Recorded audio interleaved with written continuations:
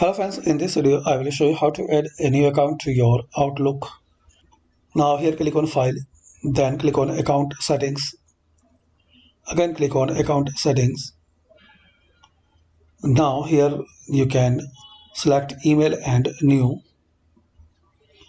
Now type your email. Then click on Connect. So guys, we can see account successfully added. So this way guys, you can add a new additional Gmail to your Outlook account. Thanks for watching. Please comment this video useful for you or not.